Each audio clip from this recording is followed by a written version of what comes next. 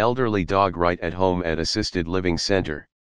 Izzy the dog moved into Brookdale Kingston Senior Living with her owner, Jim, last September. When he died shortly after, Izzy stayed.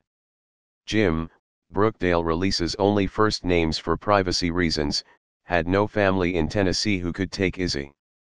But there was no debate at the assisted living facility, Izzy was wanted and adored at Brookdale. Everyone agrees she'd live there, cared for and cherished by staff members, residents, and visitors. She needed us, said Lisa Fuller, one of Izzy's main caregivers and Brookdale marketing and sales manager. Now the mixed breed, 50-pound, black and white dog is Brookdale's official greeter, welcoming nearly every visitor or resident at its double front doors. She thinks it's her job, said Fuller. With a plush bed behind the front lobby desk near a large window, Izzy can dash to the doors multiple times a day. There's no doorbell to alert her, only a buzzer that sounds softly on the desk, and Izzy's sight is dimmed by cataracts.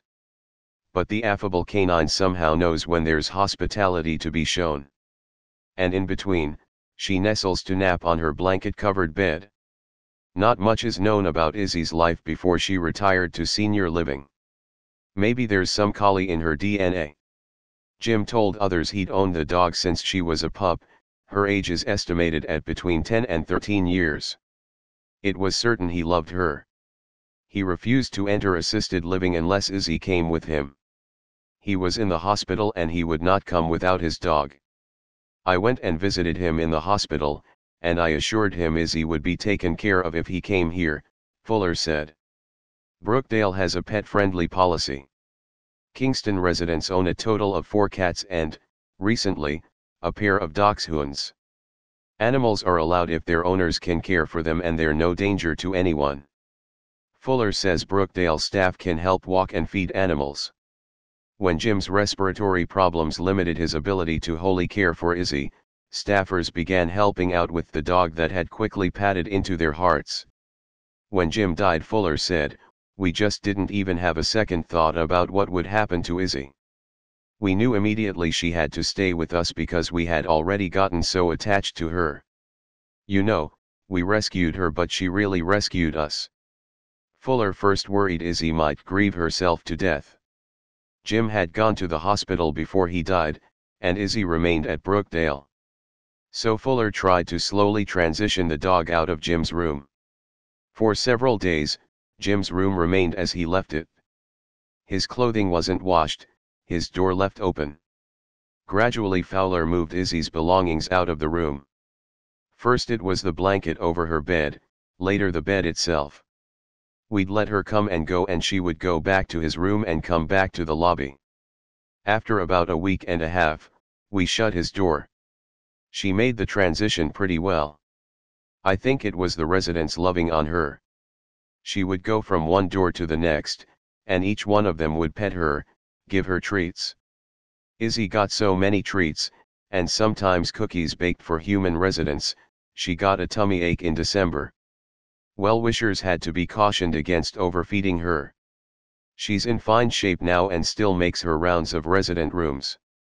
She'll wander into the director of nursing office for a respite when she gets overloaded, Fuller said. Or she'll head to Fuller's office, next to the large dining room, to cuddle under Fuller's desk. Staff members share care for Izzy, who sleeps on her bed behind the front desk at night. Family members who visit residents also take her for weekend walks and give her attention. Vendors bring her dog treats.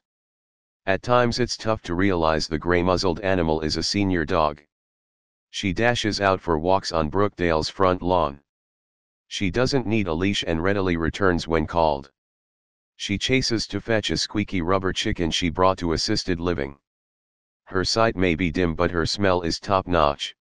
She can smell bacon and gravy behind the closed door of a break room. She likes to be with residents as they do morning exercises. She wants to be right in the middle of whatever they are doing, Fuller said. Recent medication has helped Izzy's old dog aching joints that had limited her mobility. She's also got a good sense of who likes her and who can live without her. She's never tripped an unsteady resident, never gotten in the way of a walker. She knows when to stay back, Fuller said.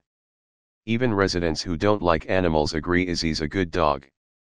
Walter Green, who visits his wife, Lou, at Brookdale, is one of Izzy's constant friends. I love her, said Green, who lost his 2 dogs last year. I love dogs. Izzy was resting on her lobby bed when Green first met her. I went over and said, "Hi puppy," and she wagged her tail.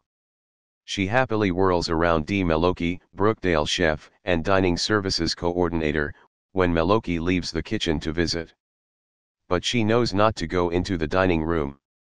She's just so laid back, she's good to be around.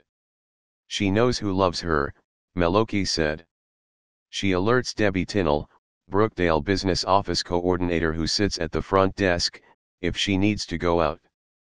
She also knows a box of milk bones is stashed under Tinnell's desk. Brookdale staffers have a backup plan if for some reason Izzy could no longer stay in senior living. One of us would take her, for sure, Fuller said. But it looks as if she's got her forever home. The residents will not tolerate her being anywhere else, Tinnell said. I felt like she needed to be here, to live out her life here, Fuller said. We wanted to give her the opportunity to stay here until she dies, as it should be.